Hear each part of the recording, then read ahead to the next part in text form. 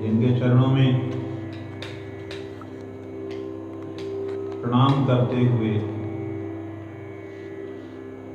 यही प्रार्थना करता हूं कि मैं आपके श्री चरणों में ही हमेशा प्रणाम करता रहूं। ऊपर नीचे से दूसरा, नीचे से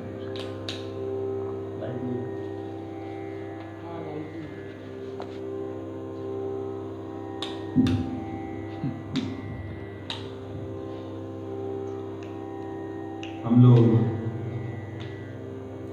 यहाँ पर कथा श्रवण कर रहे हैं।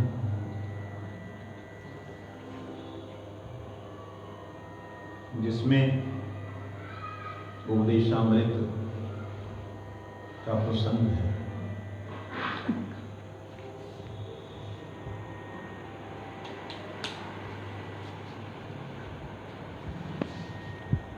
उपदेशामृत एक ऐसा अद्भुत ग्रंथ है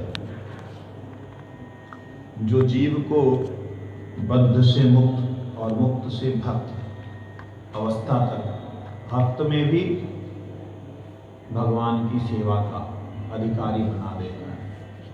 कोई फॉलो करे, कोई पालन करे, तो नहीं पालन करे तो फिर तो कुछ भी नहीं हो सकता।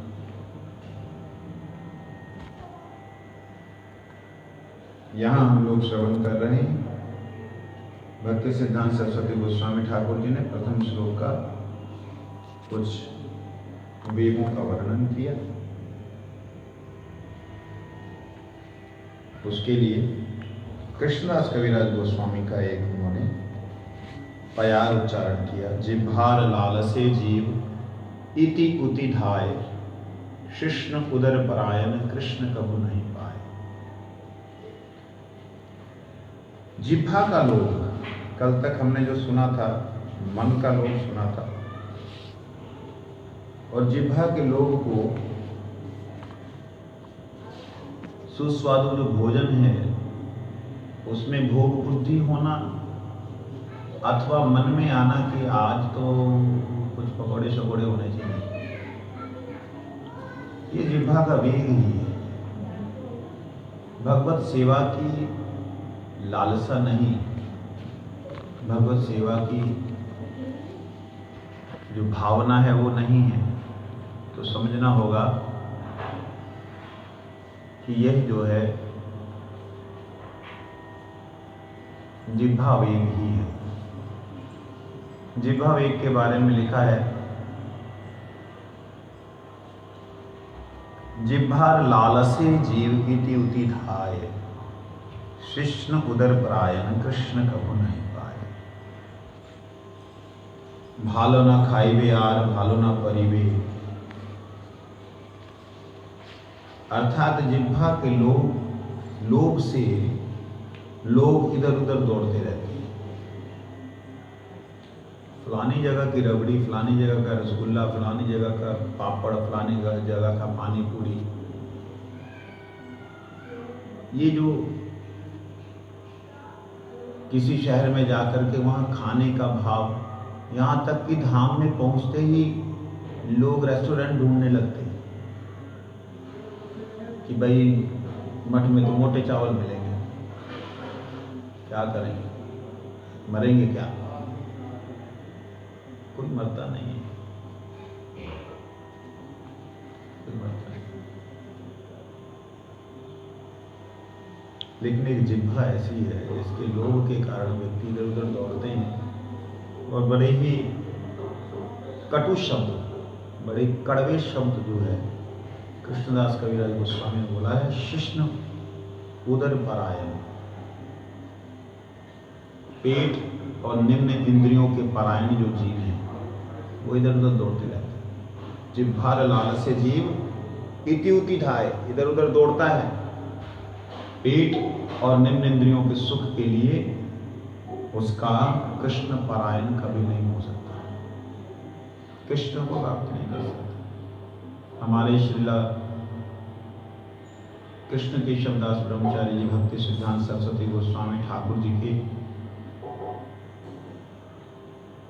ड्राइवर थे और रसोईया भी थे, करते थे बड़े बड़े रसोई में, और प्रकांड शरीर ही था, ऊंचा बड़ा शरीर था, बलवान। आप लोगों ने दर्शन नहीं किया उनका।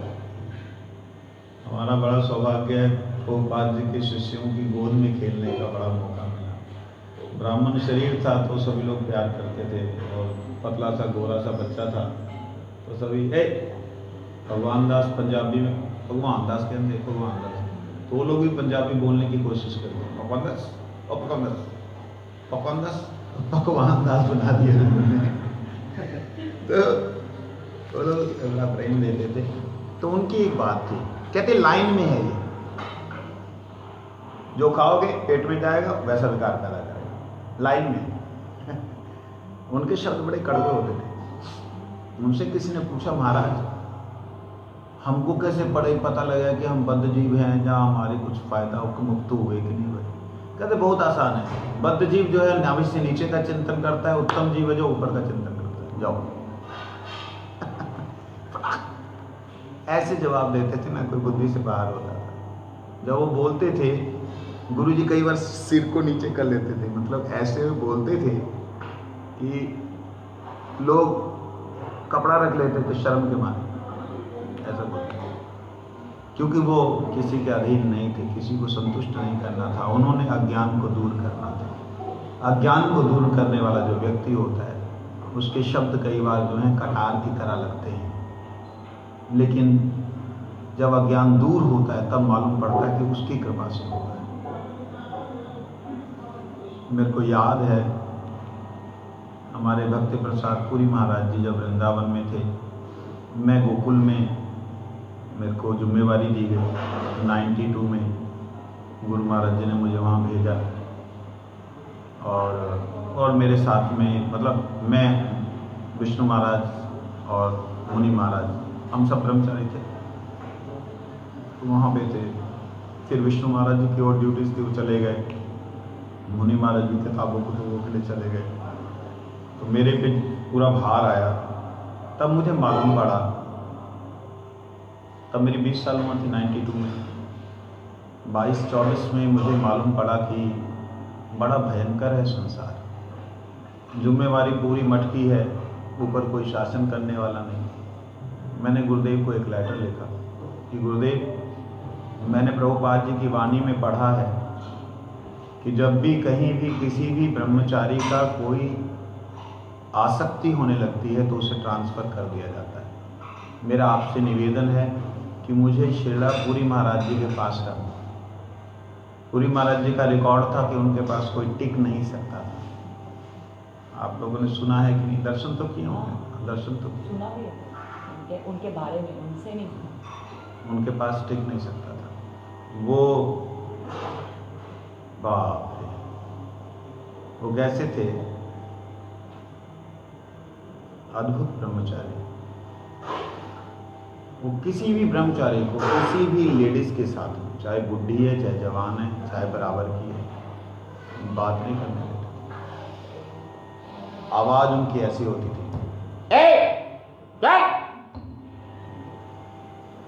मतलब सारी पब्लिक के आगे। हमारे पुजारी जी जो हैं आदिकेश्वर प्रभु, वो भी वहाँ पे रहे, सुंदर गोपाल को रहे, ये सब पुराने लोग हैं, रहे उनके पास में, उनकी डांट सही है वृंदावन। तो मेरे को उस वक्त बहुत इच्छा हुई कि मेरे कान पकड़ करके मुझे शासन करके कोई बैठा के सिखाए, बड़ी तीव्र इच्छा हुई। और गुरु महाराज जी जब वो आए वृंदावन में, आकर के उन्होंने, लीला वाली बात है सब, वैष्णव लीला, गुरु जी ने दिखाना चाहा कि तू बोलता है रहने के लिए।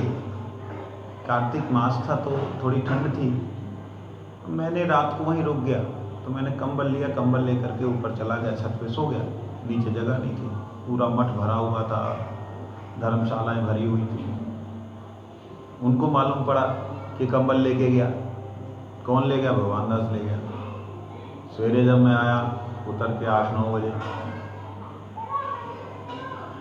उन्होंने मेरा पब्लिकली कान पकड़ा और थप्पड़ मारा, कंबल ले गया। मैंने कहा कंबल नहीं दे सकते हो। लेकिन उनका थप्पड़ मारना ठीक था। वो गुरु वर्गों के लिए रखा था उन्होंने, कि जो उनके गुरु भाई लोग आएंगे उनके लिए वो कुछ कंबल उन्होंने संभाल के रखा। अब क्या होता है कि सब ब्रह्मचारियों के कंबल अगर गुरुजनों को देंगे तो वो ठीक नहीं होगा, इसलिए उन्होंने संभाल के रखे। वो चीज़ मेरी तो समझ में नहीं आई। तो मैं गुरु जी के पास गया, मुझे खराब लगा। मैं गुरु जी के पास जाके बोला, गुरु महाराज जी ऐसे ऐसे उन्होंने मेरे को शासन किया। मैं शिकायत के रूप में नहीं बोला, मैं बोला इसलिए कि मैं इतना चंचल हूं, मुझे क्यों नहीं शासन, क्यों नहीं मेरी बुद्धि ठीक होती, ये भावना से बोला। और गुरु जी ने इतना प्यारा उत्तर दिया। गुस्सा तो था उधर, लेकिन बोलने का मेरा ढंग जो है वो बड़ा विनम्रतापूर्ण था। तो जवाब गुरु जी ने दिया, वैष्णव जब अकारण क्रोध करते हैं तो हमारे पापों को खत्म करते हैं। वैष्णव जब अकारण क्रोध करें तो समझना वो पापों को साफ। मैं खुश हो गया, मैं खुश हो गया महाराज जी के पास आया। मैं कहा महाराज धन्यवाद थोड़े बहुत बहुत, पंजाब के थे ना, धन्यवाद थोड़े बहुत बहुत। कहते क्या होया था, क्या हुआ था? मैं कहा आपने मेरे पाप साफ कर दिए। नालायक। मैं कहा गुरु जी ने बोला कि बिना कारण के यदि कोई वैष्णव डांटता है तो वो पापों को साफ करता है।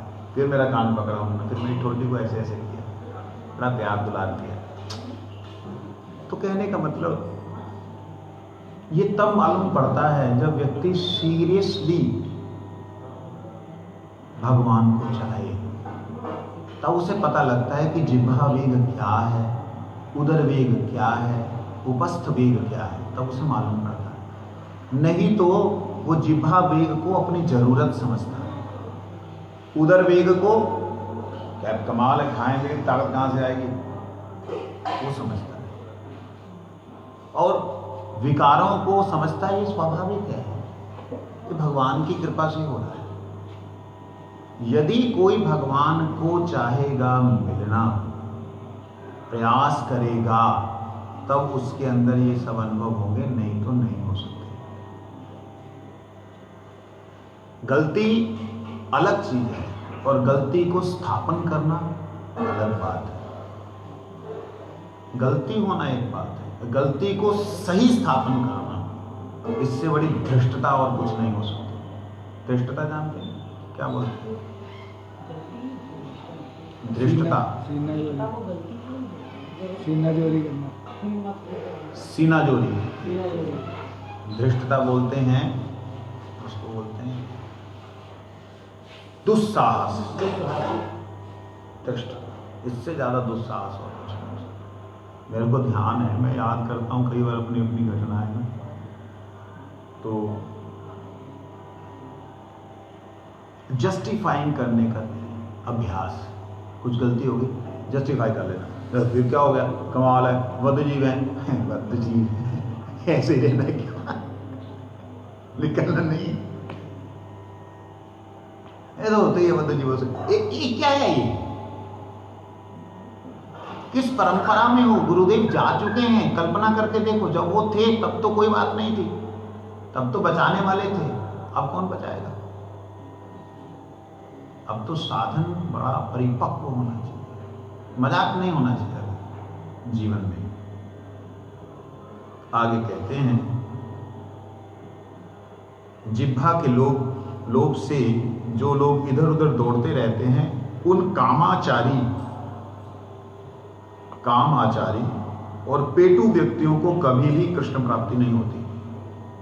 बड़े कठोर शब्द बोल रहे हैं, मेरे को लगते हैं बड़े प्यारे शब्द, कठोर नहीं लगते। कठोर उसे लगते हैं जिसको इच्छा नहीं है, प्यारे उसे लगते हैं जिसको इच्छा है रोग निवारण की। चाकू देख के वो डरता है डॉक्टर का जो ऑपरेशन इलाज नहीं कराना चाहता।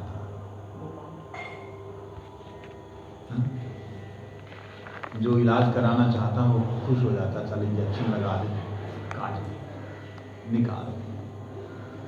तो ये एक तरह से इंजेक्शन है। ऑपरेशन कर रहे हैं। कौन कर रहे हैं? श्री रूप गोस्वामी पाद। किनका ऑपरेशन कर रहे हैं? उस फंसी हुई आत्मा का जिसको भव रोग लगा हुआ है। और भव रोग का कारण क्या है? 6 प्रकार के वेग, 6 प्रकार के वेगों में से हम श्रवण कर रहे हैं जिह्वा वेग, उदर वेग और उपस्थ वेग। देखिए,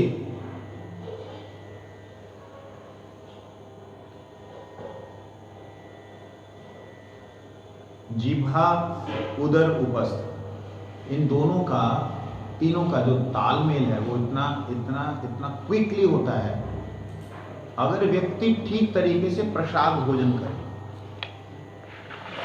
तो कहते हैं जिह्वा जय, महाप्रसाद से जिह्वा दुर्मति जो है, दुर्मति जिह्वा जो है वो भी जीती जाती है। लेकिन महाप्रसाद बुद्धि नहीं होगी तब नहीं है संभावना।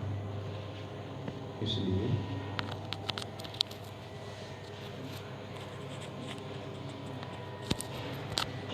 साधकों को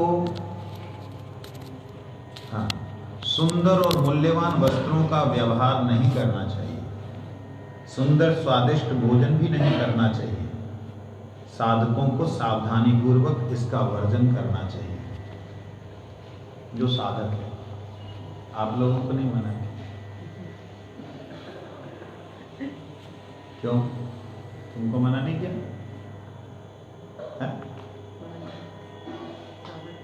नहीं मना किया। अरे वो अंदर लगा, यहाँ चलेगा, ऊपर लगा दो, ऊपर।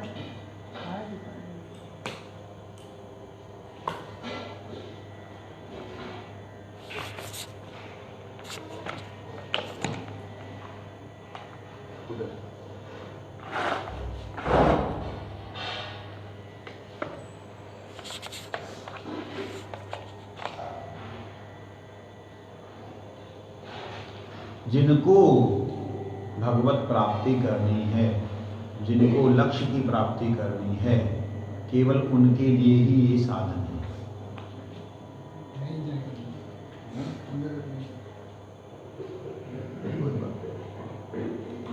जय श्री हरीश, हरि बोल।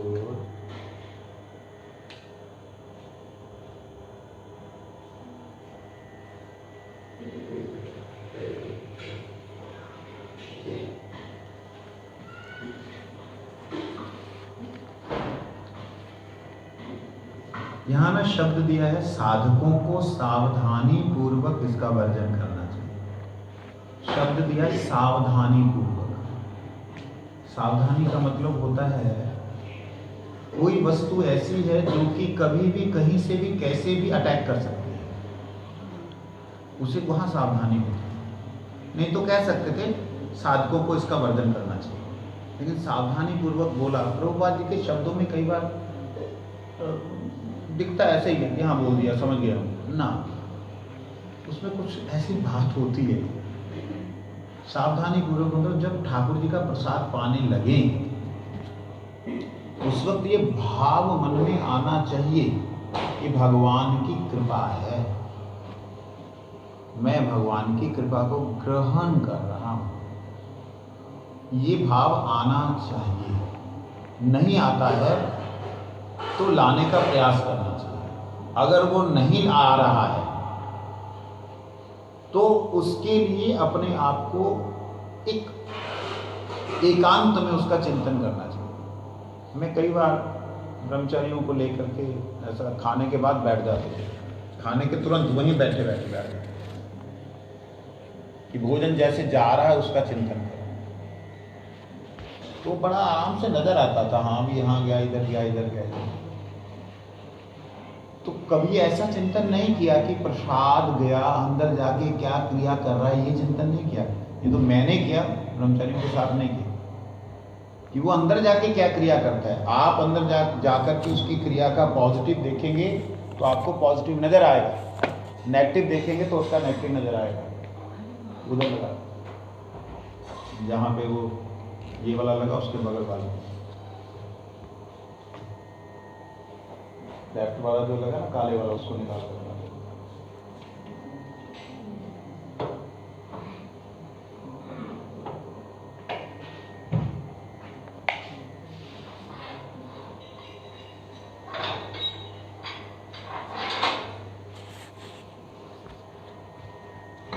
इसीलिए बोले सावधानी पूर्वक।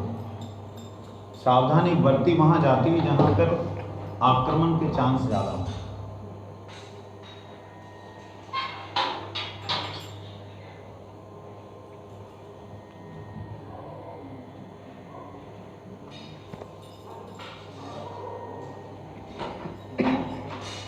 और कहते हैं पेटू व्यक्ति जो हैं अधिकांश नाना रोगों से पीड़ित होते हैं। शब्द पेटू ही का। पेटू व्यक्ति अधिकांश नाना प्रकार के रोगों से पीड़ित होते हैं। अत्यधिक भोजन करने से नाना प्रकार की असुविधाएं उपस्थित होती हैं। अधिक आहार करने वाले व्यक्ति अधिकतर उपस्थ वेग के दास अर्थात चरित्रहीन हो पड़ते हैं। यथोचित रूप से भगवत प्रसाद सेवन करने से, नियमानुसार एकादशी पालन करने से तथा कृष्ण सेवा से उदर वेग शांत हो जाता है। उपस्थ वेग दो प्रकार का होता है, एक वैध और एक अवैध। वयस्क व्यक्ति, जवान व्यक्ति शास्त्रीय विधि से विवाह कर संतान उत्पत्ति के लिए संयत होकर निशिचर्या के पालन द्वारा गृहस्थ धर्म की रक्षा करते हुए अपने उपस्थ वेग को शांत करेंगे। यह वैध उपस्थ वेग के अंतर्गत है। जो क्या बोलते हैं उसको,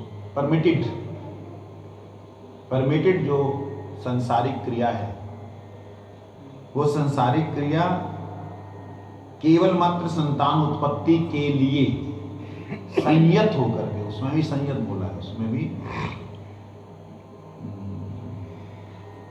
संयत को क्या बोलते हैं, कंट्रोल, लिमिट्स, कंट्रोल्ड होकर। ऐसा नहीं कि अब तो वैध हो गया चलो जी ना, उसमें भी कहते एक नारी सदा ब्रह्मचारी। इसका मतलब क्या है? इसका मतलब ये है ऐसा ही नहीं जब मुंह उठाया तभी जो भोगों में लिप्त हो गए। भक्ति विनोद ठाकुर जी को सप्तम गोस्वामी कहा है। और बच्चे कितने थे उनके? 11। कैसे? अब गोस्वामी कैसे बोल दिया उनको? जात तो गोसाई थी नहीं, ठाकुर थे। क्योंकि उन्होंने विधि के अनुसार जो है बालकों को जन्म दिया। विधि के अनुसार वर्ष में एक बार अपनी स्त्री के पास गए, ये विधि उन्होंने दिखलाई है। कोई आजकल के समय में केवल संतान उत्पत्ति के लिए संयत होकर के, ये बात यहाँ कही है। इसे कहते हैं वैध। और अवैध तो अवैध ही है। उसमें दो प्रकार का, अवैध में भी जो शास्त्र विधि को छोड़ करके समाज की विधि का उल्लंघन करके इधर उधर मुंह मारते फिरते हैं, वो अवैध है। चैतन्य महाप्रभु के पार्षद जगदानंद पंडित ने प्रेम विवर्त में लिखा है, बहुत सुंदर। वैरागी भाई ग्राम्य कथा न सुनी बेकाने, ग्राम्य वार्ता कही बे जबे, ग्राम्य वार्ता न कही बे जबे मिली बे आने।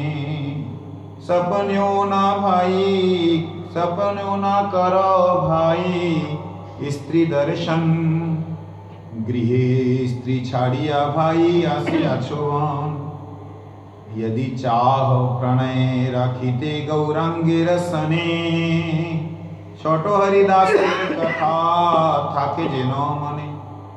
भालो ना खाइबे यार भालो ना परिबे, हृदय ते राधा कृष्ण सर्वदा सेविबे।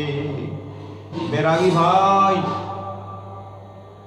यदि किसी से मिलो तो ग्राम्य बातें कदापि ना सुनो ना करो। ग्राम्य बात होती है संसारिक विषय वासनात्मक वार्तालाप। स्वप्न में भी विषय दर्शन ना करो। विषय दर्शन ऑपोजिट व्यक्ति का दर्शन ना करो। ए भाई, अपनी स्त्री को तो घर पे छोड़ के आए हो। जो लोग वानप्रस्थी होते हैं उनके लिए, और जो ब्रह्मचारी उनके लिए तो पहले ही बोल दिया। यदि सचिनंदन गौर हरि के चरणों की में प्रीति रखना चाहते हो तो छोटे हरिदास का चरित्र सर्वदा स्मरण रखो। छोटे हरिदास के साथ क्या हुआ था? महाप्रभु ने कहा मर जाना चाहिए।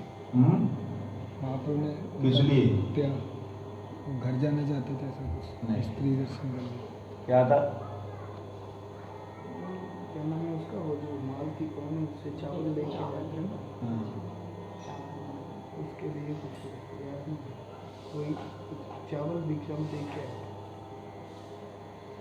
छोटे हरिदास जी की बात है। श्रीकी महाइती की बहन थी, उनका नाम मालती। मालती ना मालिनी? मालती। मालती। मालती। तो उनके पास गए, वहां जाकर के उन्होंने कुछ ऐसा वार्तालाप किया जो वार्तालाप महाप्रभु को पसंद नहीं था। उन्होंने महाप्रभु से कहा, महाप्रभु ने कहा इससे अच्छा तो मर जाना उचित है। वो जाकर के समुद्र में कूद गए, मर गए। सवेरे महाप्रभु जी के चरणों में जब स्नान करने के लगे तो उनका जो है बहता हुआ शरीर आया, तब भी महाप्रभु ने कहा नहीं, मैं स्वीकार नहीं करूँगा। मतलब इस प्रकार से महाप्रभु ने त्याग किया। जब ये सब बातें सुनते हैं, जब पढ़ते हैं, तब लगता है कि हम किस परंपरा से जुड़े हैं।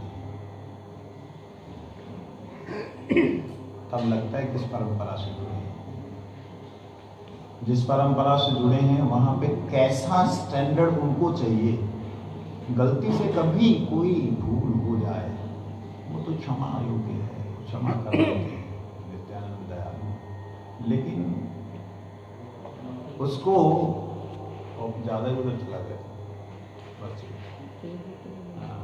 और उसको उस गलती को जस्टिफाई करते हुए और गलती को दोहराते रहना, ये कभी भी भक्ति परक नहीं है। इसलिए कहते हैं क्या करो, यदि भगवत भक्ति की चाह है तो सुस्वादु भोज्य पदार्थों का सेवन ना करो और सुंदर सुंदर वस्त्र भी ना पहनो। इस प्रकार से रहकर सदा सर्वदा राधा कृष्ण की सेवा करो, जो तन मन और वचन से पूर्व कथित 6 प्रकार के वेगों को भली भांति सहन करने में समर्थ हैं।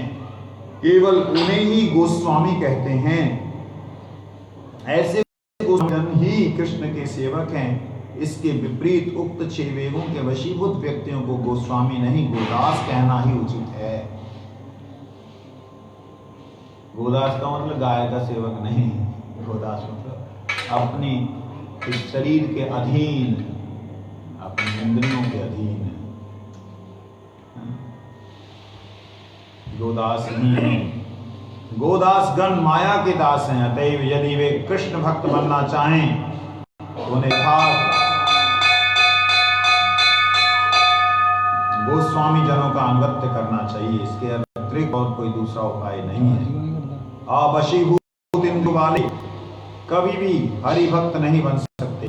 प्रहलाद महाराज ने कहा है, मतीर्ण कृष्णे परतः स्वतो वा मिथो अभिपद्यते पद्येत गृहव्रतानाम् अदान्त गोभिर्विशतां तमिश्रम पुनः पुनश्चरवित चरवनानाम्।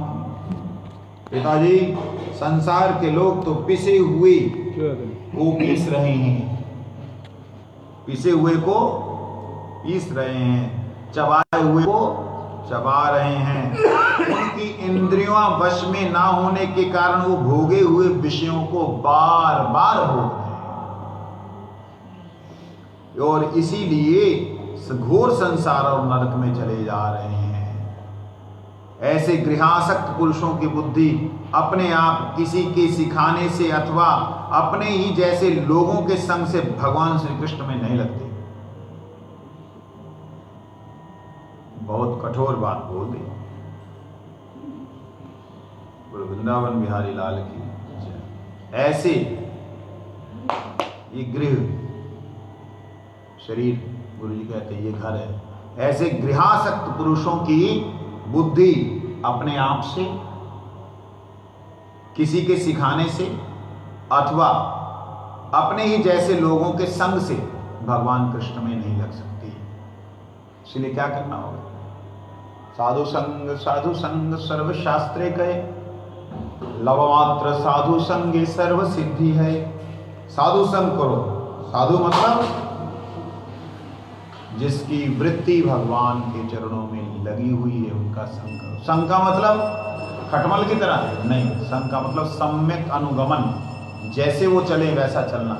हमें अगर कोई साधु नजर नहीं आता, गुरुदेव तो सर्वश्रेष्ठ साधु हैं, उनको देख के चला जा सकता है, उनके जीवन को हमने देखा है नजदीक से, उसे याद किया जा सकता है, उसको याद करके चला जा सकता है। अगर नहीं चलते तो सिर पटक पटक के रोना पड़ेगा और कोई उपाय नहीं। वृंदावन बिहारी लाल की